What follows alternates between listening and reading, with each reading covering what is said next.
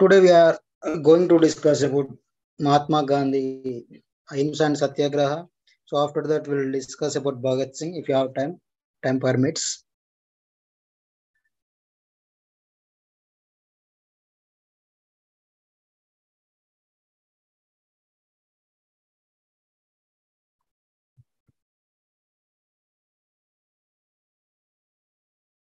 So Ahimsa and Satyagraha influenced great significance in the life of philosophy of Mahatma Gandhi. So they were two socio-political weapons used in the achieving various goals. So Ahimsa and Satyagraha were not new ideas, but they were eternal principles of life preached for thousands of years. So these ideals lacked universality and fullness of meaning. So they were regarded closest virtue. Oh, so it was the great adventure of Gandhi that he reinterpreted and restated these fundamental principles of human behavior in new ways. So and showed their universality also. So he made several experiments with Satyagraha and Ahimsa. So with the great zeal, he applied both in the original way of practically in every aspect of human life, especially in the social and political fields. So in Gandhian philosophy, all his main concepts are like truth, ahimsa, satyagraha, sarvodaya, etc. So are not it's yeah, these all are not individual. So and independent concepts, but they are interrelated. So satyagraha is nothing but the implementation of the truth and ahimsa. So in the different walks of life. So satyagraha is a logical development of the doctrine of ahimsa. So the history of Indian culture is the history of evolution of concept of ahimsa and satyagraha is practical application of ahimsa to politics. So ahimsa is the foundation of satyagraha and the irrevocably minimum to which satyagraha adheres to.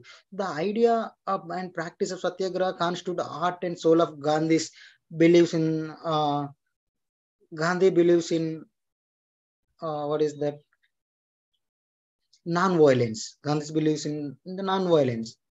So the literal meaning of the Sanskrit word ahimsa is non-injury or non-killing anyone or anything. So, but Gandhi adapted the word non-violence, which means reframing the use of physical force capable of causing injury or death to the opponent.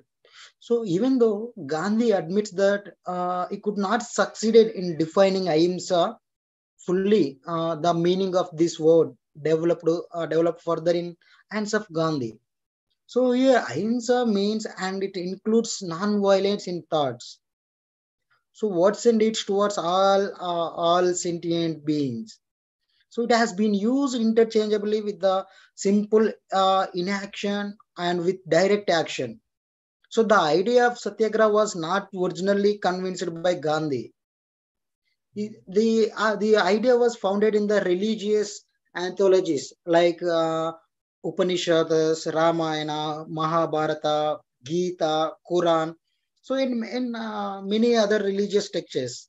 So it was also practiced by the eminent personalities within the social science and I mean other disciplines like Plato, Socrates, Jesus, King Ashoka, and others. And then the term satyagraha is derived from the component word in the word in Sanskrit, satya and agraha, combination of two words. So satya itself derived from the sat, which means being, that which is existed. So satya means that which is in the accordance with the sat or being. So that is truth. Agraha means holding fast. Adherence are insistence. So thus the compound of satyagraha means mm, clinging to truth, holding fast to truth, insist on the truth of firm adherence to the truth. In the in the socio-political field, satyagraha was a kind of resistant movement against the unjust laws. So Gandhi started this movement in South Africa first. I mean, it's around in 1906 with the Indians who were suffering from the unjust laws. So in the early stages, Gandhi himself called this movement as passive resistance. So, but later he felt ashamed of using the English word, which could not be easily understood and used by the Indians. So that's why he adapted the term satyagraha, which would give almost the same meaning of positive resistance.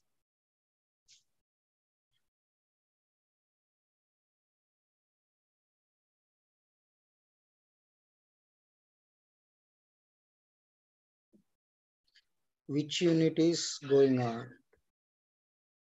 People are not. See, we are discussing now fourth unit, modern political thought. Please go through the, I mean, fourth unit. Shahrukh, are you got it?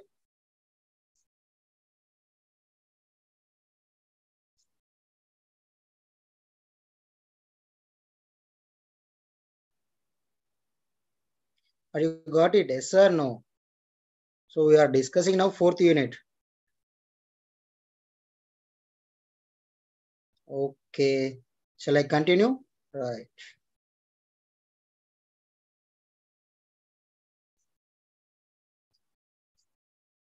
Okay, okay. In fourth unit, now we are discussing Gandhi's concept, ahimsa and satyagraha.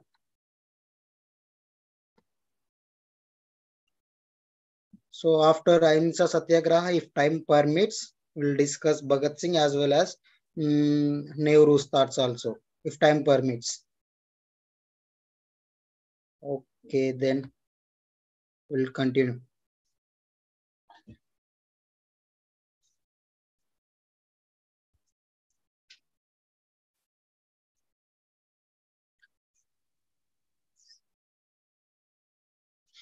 So the ahimsa is equated with English word non-violence. I cannot say a negative meaning. I almost passive condition. So the term ahimsa suggests a dynamic state of mind in which power is released. So ahimsa is a negative in its meaning, but positive in its approach to life. I mean, doing good to others. So according to Gandhi, strength does not come from the physical capacity. So, but it comes from an indomitable will. So, yeah, ahimsa is not a just non-violence, but a strength of will.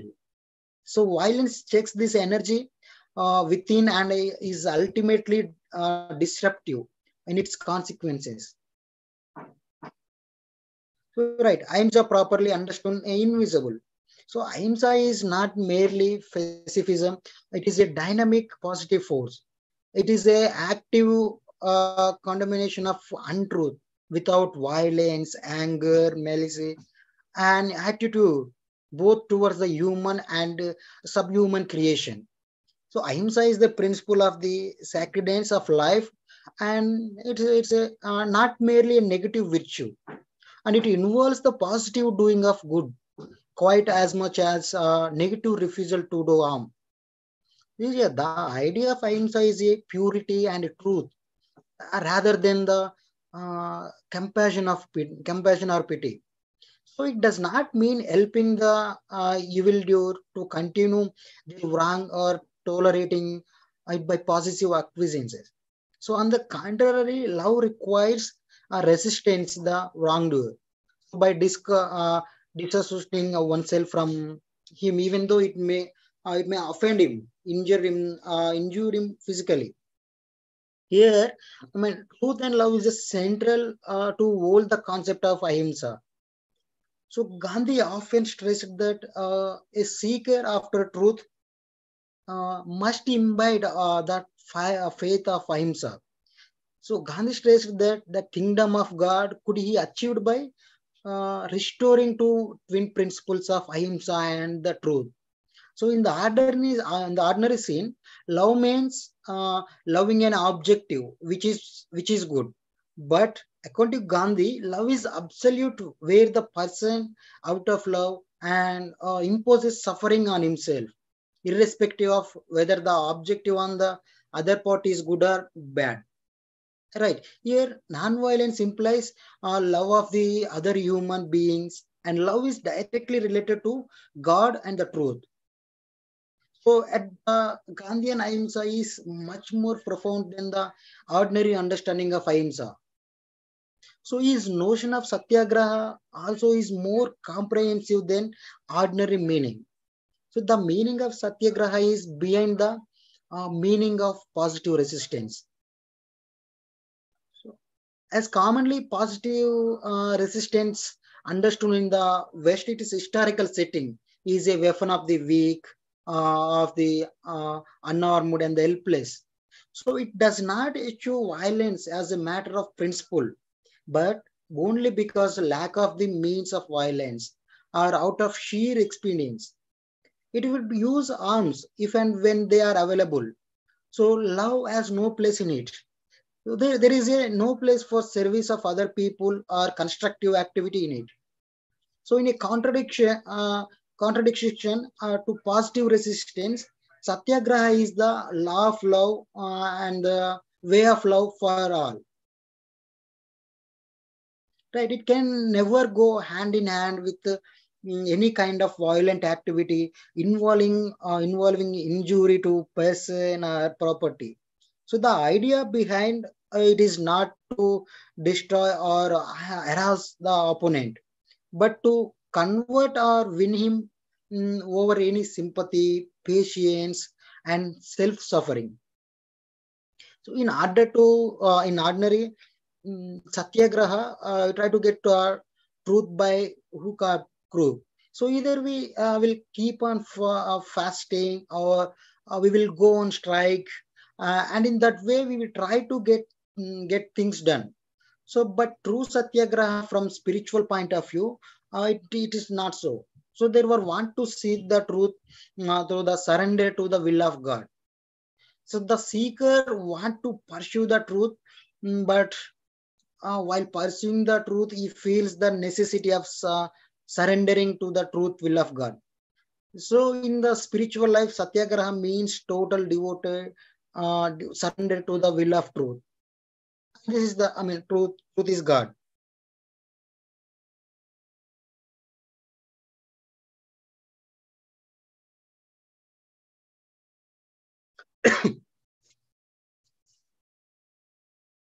And according to Gandhi, both this concept, ahimsa and satyagraha, were tools to social change. So Satyagraha has an immense faith in the inherent goodness of human nature and his beliefs, so that it responds to love, to service, to suffering, and to sacrifice also. So Satyagraha is never launched for personal gain. So, but it also used for a good of others. So a Satyagrahi who is actively non-violent refuses to obey repugnant laws and cheerfully suffers the consequences. So if there is a government that does not concede the reasonable and just demands of people, so a Satyagrahi would say that they would no longer be their petitioners or be governed by them or have any dealing with them. So they would suffer the brutal might of tyranny. I mean, tyranny cheerfully, but uh, unbendingly, right? So the goal of satyagraha includes the solution of human problems, and satyagraha aims at the moralization of politics, fighting injustice and tyranny, settling the social, political, and colonial disputes, and establishing effective democracy, laying foundation of new social order based on justice and equality, and paving the way for world peace. So the Satyagrahi pursues his faith with the single mindness. So when he encounters evil, he resists it with all his might. So the word defeat does not find a place in his vocabulary. So while fighting, obstinately for his cause. So he is ever willing to compromise with his opponents, provided that it does not involve humiliation and surrender of essentials. So Gandhi used satyagraha as a process of conversion. So throughout his life, worked for the conviction or correction of the evil doers. He believed that mm, suffering was a more potent and effective method of conversion than reasoning and discussion. So voluntarily suffering will dominate the animal aspect of the opponent and will arouse the good aspect of his nature and will help him to become better human being. So as a moral weapon, satyagraha is a peaceful protest against the laws, customs, and practices which one finds contrary to the dictates of one's conscience. It aims at cleansing of the whole atmosphere and voluntarily changing of heart and mind of all parties a conflict. So here the goal of individual and the group satyagraha is not to crush or defeat or punish the tyrant. So it is not even to harm or embarrass him, though the resistance and suffering way, as a matter of fact, cause the wrongdoer embarrassment. So positively, a satyagrahi will always try to overcome evil by good, anger by love, untruth by truth. So imsa by ahimsa. So the way to treat the opponent as the member of the family is to give him the same credit for honesty of purpose, which the satyagraha claims for himself.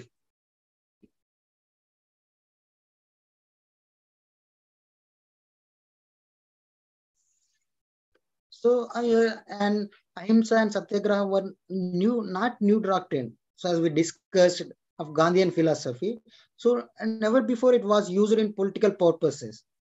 So they enter into the very fiber of one's being and revolutionized all sides of one's life, such as individual, domestic, social, and political and economy. So non-violence resulted in the goodwill for the British and transformed their hearts. So ahimsa in the hands of Gandhi became an efficacious social and political technique of action. According to the Gandhi, in violence there is nothing invisible, but non-violence on the other hand is three-fourth invisible. So and hence the effect in its inverse uh, ratio to its invisibility. So Gandhi himself admits that ahimsa is a creed, the breath of his life. But he has never placed it before the country or the Congress as a creed. So, but as a political method for the solution of political problems, right? So Gandhi's was view that social order should be established on the truth and non-violence. Gandhi's non-violent society would be perfect democracy, where each unit of village even was to be self-sufficient, independent, and free. So, if there is no necessity of the state at all, it should be non-violent in its nature. Initially, in his non-violent society, there would be no necessity of military or police. Right. So, great emphasis in this society was laid on rural life and decentralization. So, the non-violent strategy demands a more rigorous training than the violent one. Conflict is inherent in social, economy, or political situations. So the non-violent techniques claims creative and constructive result after creating a crisis-packed situation. So negotiations become imperative. These forces of understanding and cordiality are released. So satyagraha is employed not only to solve the national problems, but also to solve the international problems. So in South Africa, this weapon was employed against the cruel and unjust police of the government. So Indians in South Africa were harassed, humiliated, and debarred from all rights and privileges. So according to Gandhi, war is product of envy, ill will and misunderstanding between the nations. So the factor that leads to nation to war are the same as those that leads to individual to moral and spiritual degradation. So Gandhi holds that a war can be abolished forever, and peace and harmony can be established between nations by an extension of the principle of truth and non-violence.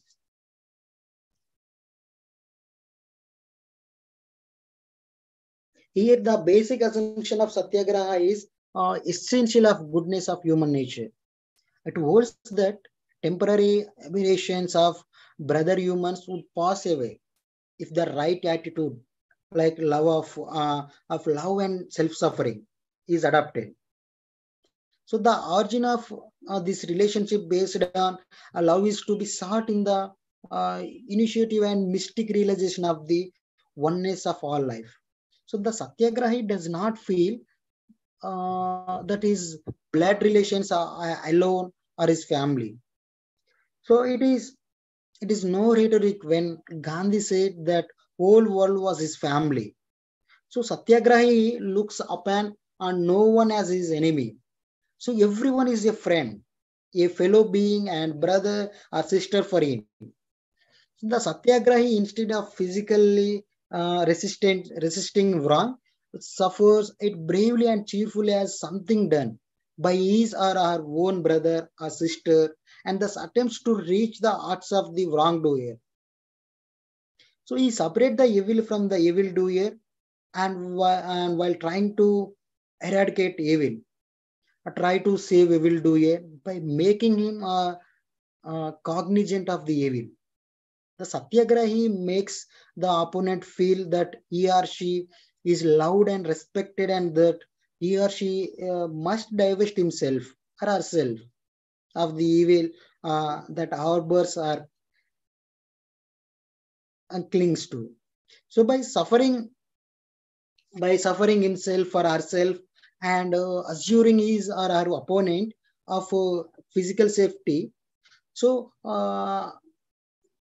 he sets thinking about the wrong committed. So according to Gandhi, one must cooperate with his actions, and at the same time, one must show loving tendency towards him as a fellow being.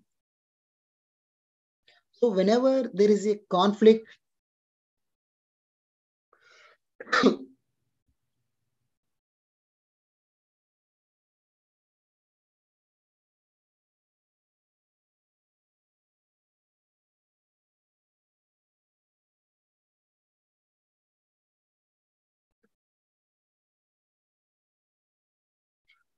whenever there is a conflict or grievance and or wrong which can be redressed by the application of the mass uh, group application mass or group satyagraha. So a satyagrahi must convince himself or herself of the truthfulness of the cause.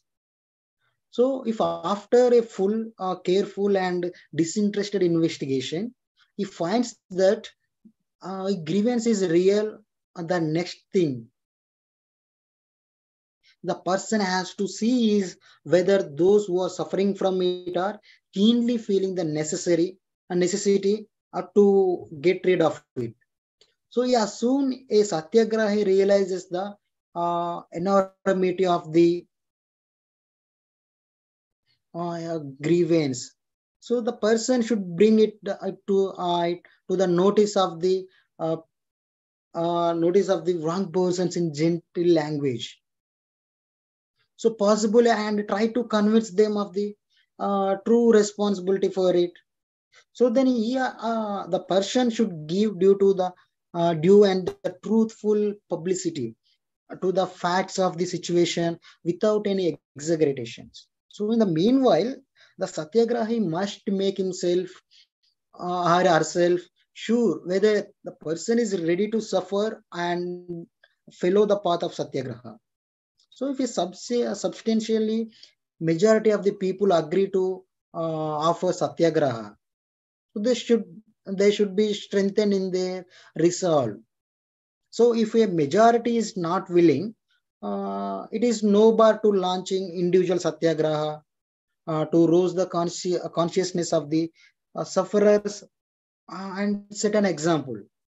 So the people concerned must, I mean, the first of all, people's concern must take a pledge and begin with the program of self-purification.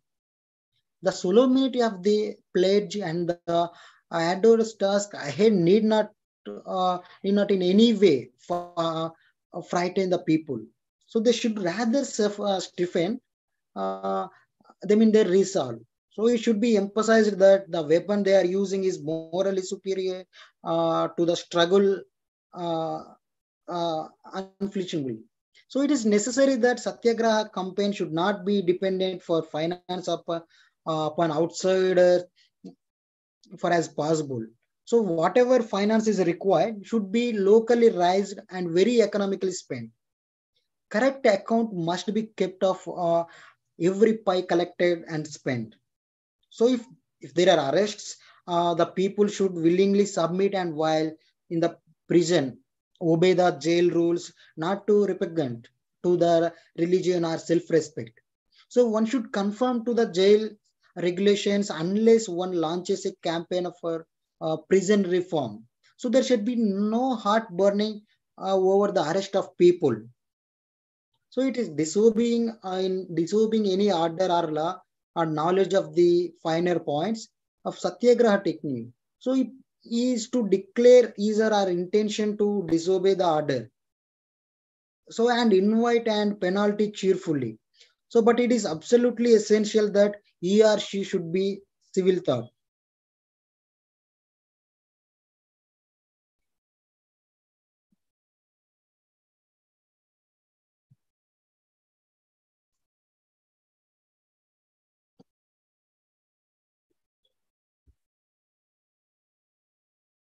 So there are some principles in satyagraha uh, like fasting, non-cooperation, civil disobedience, peaceful picketing, and constructive programs like that. We'll discuss one by one. So fasting is the most potent and effective method of conversation and correction. Gandhi described it to be the last resort to use when all other techniques fail. Fasts were undertaken to check the act of violence, to remove the bitterness or even to purify socio-political atmosphere. Fasting as a technique of satyagraha was first employed by him in South Africa for the purpose of self-purification. Then India for various social and political causes. Self-purification, though a goal of fasting, is also in some sense a condition for fasting. So without self-purification on the part of Satyagrahi, a fast cannot be useful. Fasting, according to himself, is a spiritual weapon addressed to God. So a Satyagrahi who undertakes fast must be free from anger and malice and should obey the call one's conscience. So Gandhi undertook in the fasting, almost 17 times during his lifetime for the total period of 138 days. So he undertook fast unto death for various genuine grievances. According to him, fasting unto death is an integral part of Satyagraha program.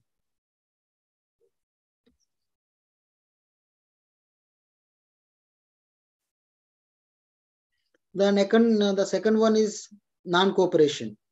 So non-cooperation also is a technique of settling domestic and social disputes and correcting the unjust and immoral government. So was existent even before Gandhi. So he approved this as a method of satyagraha in 1920 in the special session of the Indian National Congress at Calcutta. Uh, so non-cooperation should be employed mainly in four stages. Example like giving up of titles and resignation of honorary posts and calling of government servants and the withdrawal of police and the military and the suspension of taxes. So non-cooperation should not be along with the violent lines, but along with non-violent lines. Non-cooperation was meant to be resistance all domestic, social, and political injustice. According to Gandhi, non-cooperation is not only domestic weapon but also political weapon. So in political sphere, Gandhi employed this method not only against unjust and improper government order, but also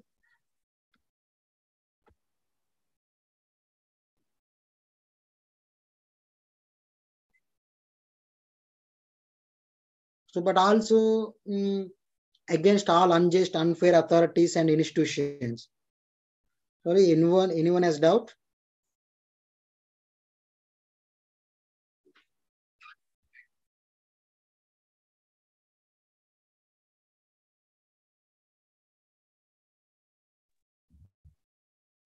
Okay. Okay. No doubts. We'll continue with the other element. The other one is civil disobedience. In views of Gandhi, civil disobedience should be undertaken as a last resort when all methods of satyagraha are employed and they fail. Civil disobedience is inherent a birthright of the citizens. So it is to resist the unjust and immoral laws of the state by disobeying them. So it becomes a sacred duty of the citizens when state becomes the lawless or corrupt. Right? It can be offered by those who are not attracted by criminal disobedience or violence. Criminal disobedience leads to social and political disintegration. So here, disobedience combined with civility is strictly non-violent. According to Gandhi, in order that disobedience may be civil, it must be sincere, respectful, restrained, and never defiant. So, and it must be based on upon some well understood principles. Must not be capricious and above all. So must have no ill will or hatred behind it. So in India, Gandhi and his followers employed this method while distilling salt from the seawater and violating unjust orders of the government. And other element is peaceful picketing. So the aim of peaceful picketing was to put social, economic, and political pressure on the government and to create political consciousness and Swadeshi spirit amongst the masses, among the people. So these techniques were employed by Gandhi first time in 1907. In South Africa. So according to Gandhi, picketing is different from dharna. So dharna is a form of passive resistance. Picketing is a non-violent in spirit, whereas dharna is violent in spirit. So by the he means that by dharna sitting down or laying flat at the oppressors. So door to black by the way inviting them to go for their work by training on the bodies of those sitting or lying. So other one is the constructive programs.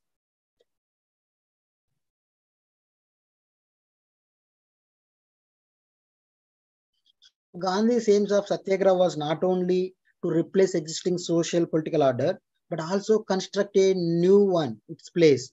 The positive side of Gandhi's Satyagraha program is called a constructive program.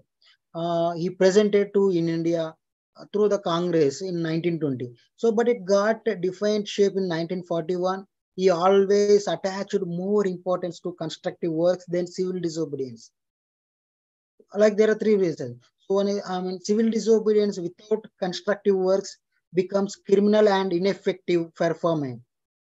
Performance of constructive activity supplies civility to disobedience. And the second one, the greater the cultivation of the habit and performing constructive works, the less the need of offering the civil disobedience. Gandhi believed that every reform comes from within it, not from the without. So constructive program offers an opportunity building oneself in. So other than this, the satyagraha techniques include persuasion of propaganda, self-suffering, and moral force, strikes, hartal, books, weeklies, pamphlets, uh, boycott, no tax, and campaign, imprisonment. All these are techniques according to the Gandhi.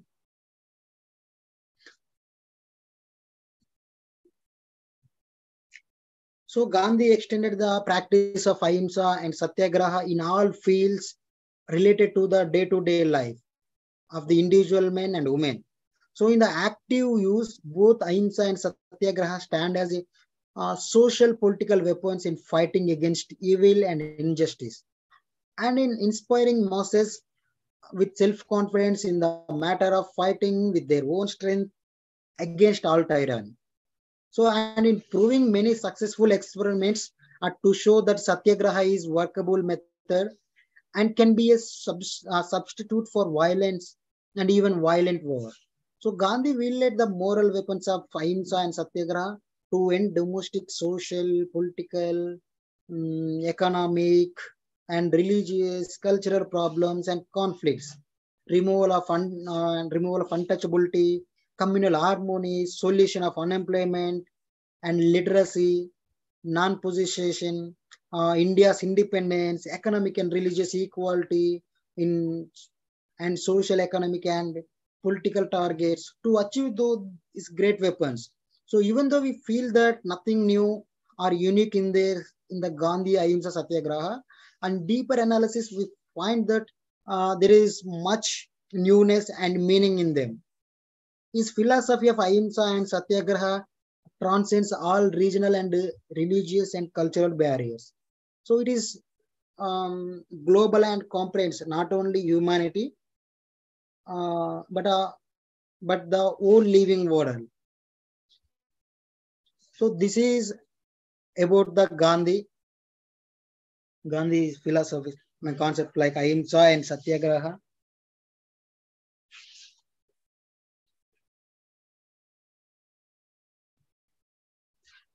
So if you have any doubts regarding Gandhi's thought, you may ask. We'll clarify the doubts on Gandhi. We'll move to the next. Let me see syllabus. Next, who is there? Bhagat Singh. So next, Bhagat Singh thoughts are. So are you listening? If any have doubt,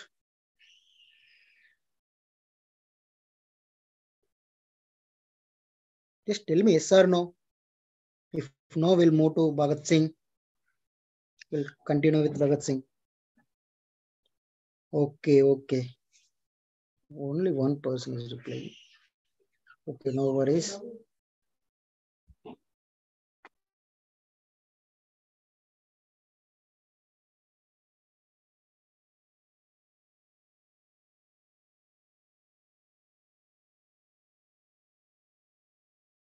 Okay, give me 1 minute. I will back.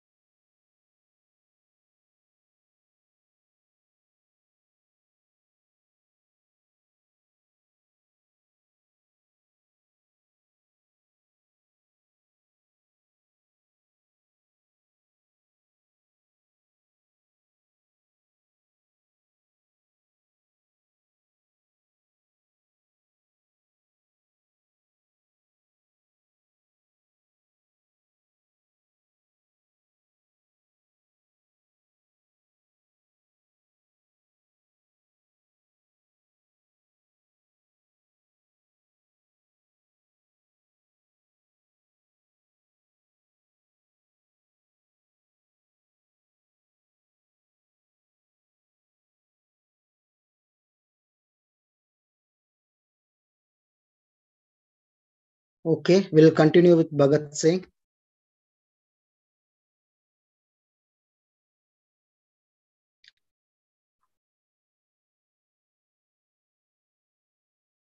So we'll continue with Bhagat Singh ideology. So Bhagat Singh ideology is very important in order to understand his political activities and convictions. Like social thought had definitely influenced his thinking.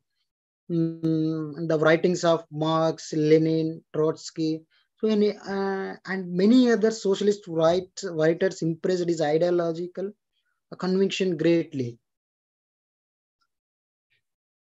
His ideas based in our syllabus atheism basically.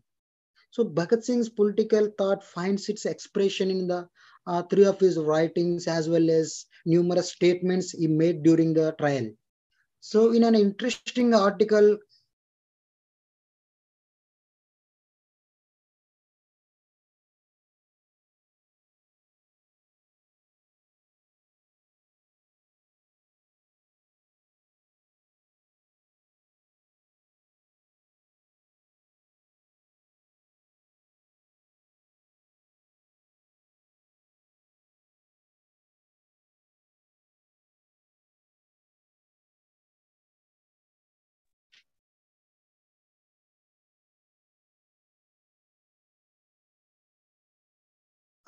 interesting article caption why I am an atheist.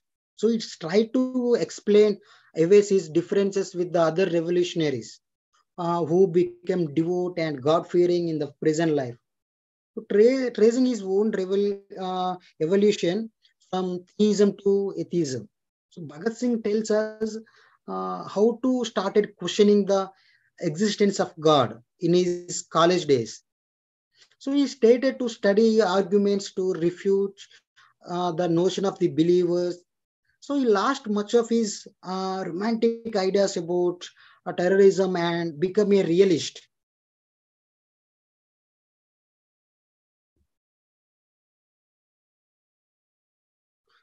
No more mysticism, no more blind faith. So realism became a cult. So use of force justifiable when restored to as a matter of terrible necessity. So non-violence as policy indispensable for all masses movements. So Bhagat Singh pointed out that uh, transition of that took place in him was due to the study of Bakunin, Marx, Lenin, and Trotsky. So a book, Common Sense by Nirmalamba Swami, in which a sort of mystic atheism was preached, also influenced his ideas. So when he was first arrested in 1927, the police wanted to get information from him about the Kakori case. So they threatened to hang him and asked him uh, to say his last prayers. So he found after much thought that he had no inclination to pray and thus survived the first test in the atheism. Bhagat Singh in his article did not deny that God is stronger anchor to give courage and consolation to the condemned prisoner. So, but he thought that it required greater and courage to make greatest sacrifice without a desire for a reward in his life or the life after the death. So he refuted the charge made by some his colleagues that it was Vatini on his part of deny the existence of God.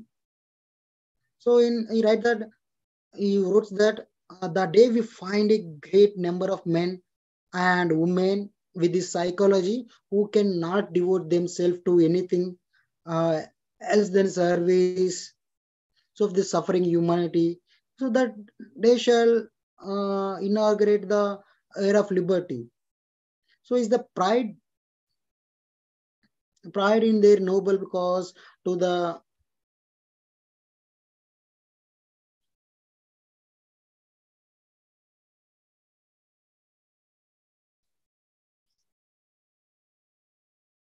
noble cause to misinterpret. interpreted as vanity. So Bhagat Singh considered criticism and independent thinking as a two indispensable quality of revolutionary. So according to him, so no man is great as to be above criticism. He considered it as a mark of serval mentality. So he was prepared to concede the use of faith and belief as a way of explaining the way the environment. So in this absence of direct proof, the philosophers of religion have found various ways to explain everything, contributing the diversity of religious ideas and corresponding the belief and practices. And where direct proofs are lacking, philosophy occupies the important place.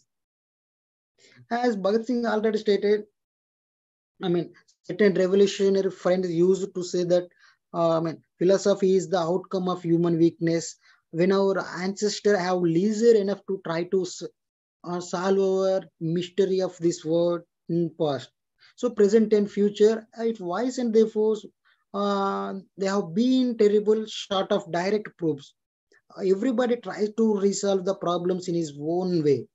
Here we find that we wide differences in the fundamentals of various religious creeds, so which sometimes assume very antagonistic and conflicting shapes. So Bhagat Singh argument against all faith in that they have lost the probing and experimental attitudes which had been the hallmark of those original thinkers. So those who followed them accepted by very word they uttered as a revealed truth and stopped thinking for themselves. So as a result of this, every religion and every sect has suffered the uh, stagnation of and decay. So this religion has become in the way of human progress. So any man who stands for the progress has to criticize, disbelieving and challenging very item of the world faith. So it is reason and reason alone which should be made a test to find out of what is worth while to be preserved in religion. So he found out that the faith in God Almighty. So and Upniment is essential and irrational belief. So Christianity and Islam have no answers to the argument as why God created the world of woes and miseries.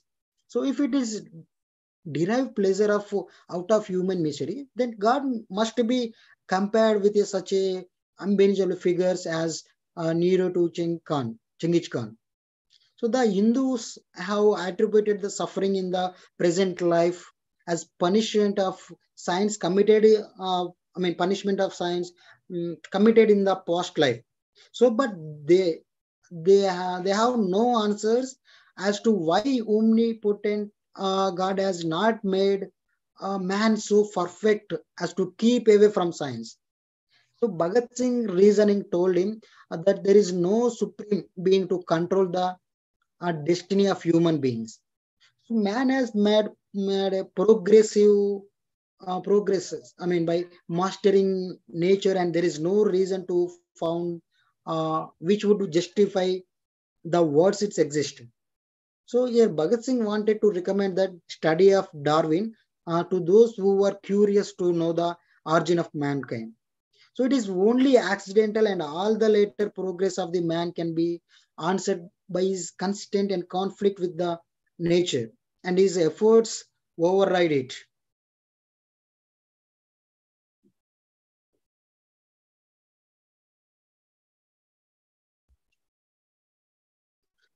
And as per Bhagat Singh, the beliefs in God was not necessarily the invention of those who wanted to keep the people under their subjection by preaching the existence of the supreme being and their climbing an authority and sanction from him their privileged positions. So, however, he accepted the argument that religion is essentially creationary, role to play as it has always sided with tyrannical and exploiting institutions, men and classes. Originally, the idea of God was invented to give courage to men to face all adversaries and all subdued his arrogance and pride. So the idea of God is helpful to men in distress. So as a realist, Bhagat Singh wanted to get rid such a notions. Like I don't know whether he stated that I don't know whether in my case believe in God and offering in a daily prayers, which I consider to be most selfish and degraded act on the part of man, can prove to be helpful or they shall make my case worse still. So I have read all atheism facing all troubles quite boldly. So I'm trying to stand like a man with an erect head of the last, even on the gallows. So this statement was given by Bhagat Singh.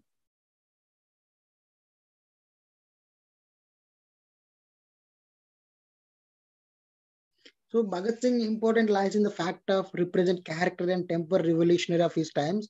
So he was both an activist and a thinker. So his ideas are no less important than his death as a martyr. So Bhagat Singh's family background, his schooling, his contacts with the revolutionaries in India, and his study of the writings of the European revolutionaries. So all had their share in the making of Bhagat Singh as a revolutionary. So he was not a terror. I mean,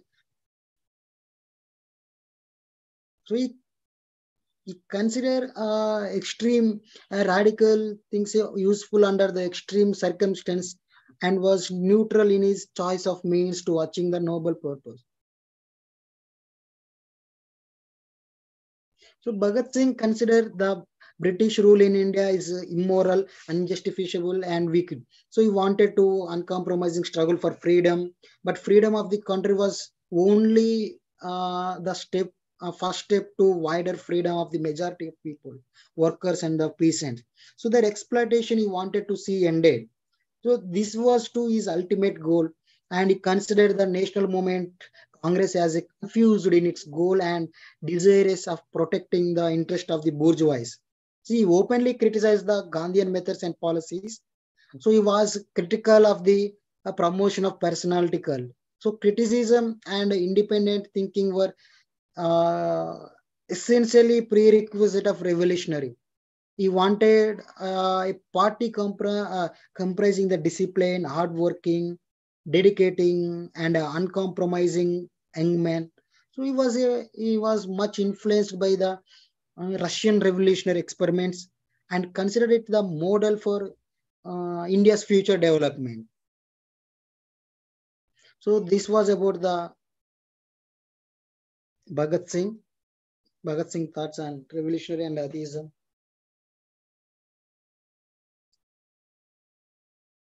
So if you have any doubt, you may ask here on Sir, Bhagat will you Singh give and important questions? Important questions, sir. the important question means in every unit everything is important. So every chapter is important, right? How to read all things.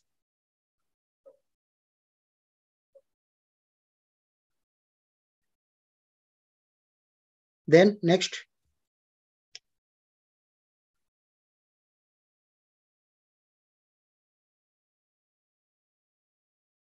okay, then if you don't have any doubts, we'll sum up here. We'll end here.